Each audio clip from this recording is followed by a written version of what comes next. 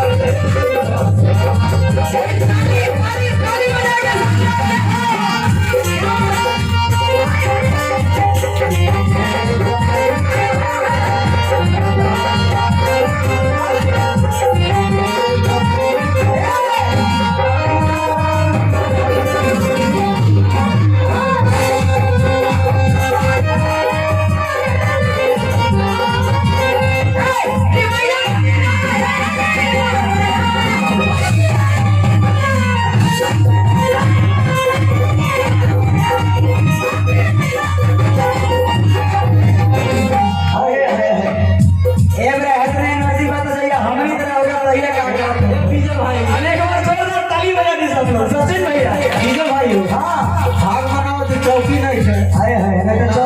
तो चौकी टूट जाए ना तो चौकी बुझत है अरे कौन है महीना भइले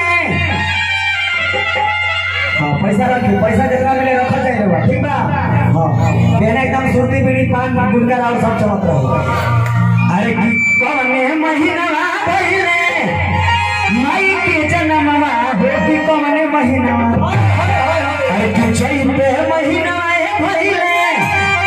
मैया के जन्मवा कुआर महीना एकदम मुर्गी मार के बैठ जाए अरे कौन है महीना भइले अरे चैत महीना भइले अरे माई के जन्मवा कुआर महीना अरे कुआर महीना देखिए और सब हरिया लोग घरे बैठो कर जा बोला के धन्यवाद से सब लोग के बार-बार पढ़ाता अरे कुआर महीना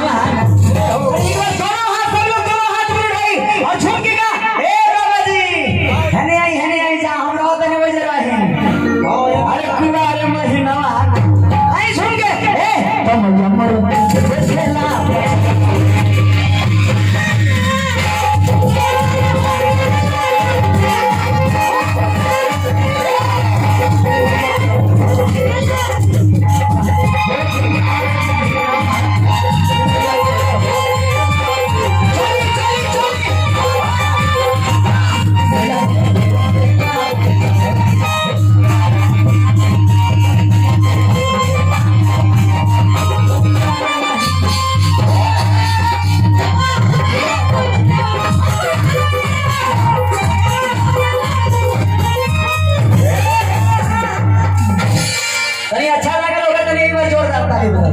बहुत सुंदर। अरे की